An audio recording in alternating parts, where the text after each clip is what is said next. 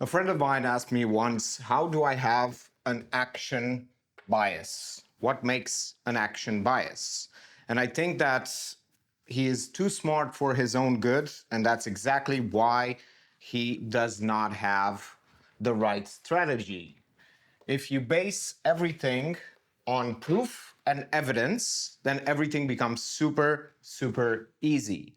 Proof, not, and I'm gonna say it right now, proof and not momentum, well, not momentum, and not motivation.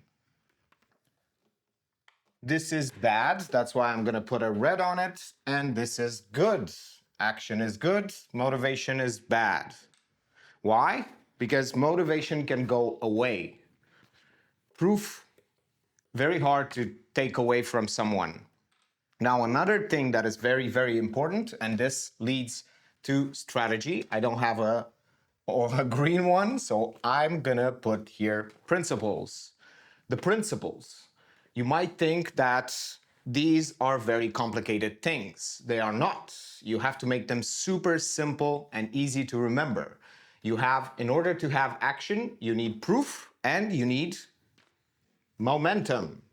You build momentum in a very easy way. The easiest way to build momentum is to not do a lot of work, but to segment that work in many repetitions. It takes 38 repetitions to build a habit. It takes about 100 repetitions to start liking whatever you are doing, even though you didn't like it at the beginning. And of course, this leads us to talent. Talent not required. I am proof that I am proof that you can make it without anything. And they are afraid of this, which is actually good. Failure is good. It's exactly where you learn, and you can learn so much more from failing than from succeeding, because success sometimes leads to a bias called survivorship bias. And the thing is that if you think that, and a lot of people think that judgment and perfectionism is a form of judgment, they think that's the way you get better results. But no, you do not get better results from judgment. You build proof, principles, momentum, and you expect failure. You actually want to increase your rate of failure. For instance, most people cannot tolerate failure more than 5%. Like, for instance, if they are making 10 paintings, well, let's take 100 paintings. If they fail at 5, they feel very bad out and they judge themselves so much for those failed attempts that they feel demotivated and they feel like they do not have talent. So it's very, very important. You can also, everything here builds this, which is skill. You need to make everything, your whole practice. I'm gonna put all the, you're gonna have to practice. It is important to practice, and to have lower standards lead to more practice. It's super important. And you might think that everything takes time. It does not take time. It does not take talent. It is important to understand that you can make everything without time, without resources. So the opposite is the opposite of resources is free. You can have this is free. Practice is free. Principles free. Proof free. Momentum free. Failure free. Action a bit costly in terms of time. And everything else is a bit costly in terms of time.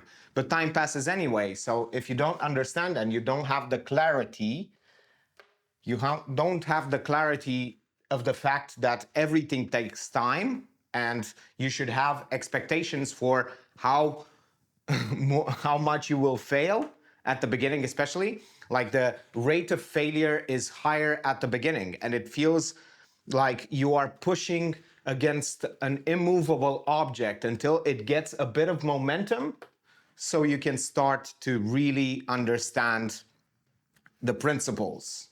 Now, there are excuses. Everything that does not build skill and makes you stop the action, it is an excuse. Everything. Of course, there are limitations.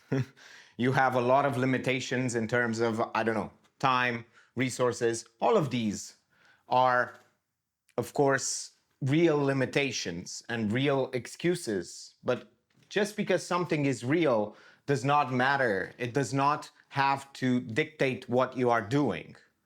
Taking action is always an option. Building skills, proof, practice, everything else. And it's very important to clarify your success. If your success depends on other people, then you will not build a bias towards action, because you are putting the onus of your success in other people's hands instead of having the control in your hands. So whenever you build a system, build it around proof and skill. These two are the things that you should focus on when it comes to success. Even if in the outside world you fail, if you build some skill and some proof, that's good enough. That's success in my book, even if you didn't get to the outside world result that you want. And I think that's exactly what I wanted to say. Thank you for watching and see you in the next one.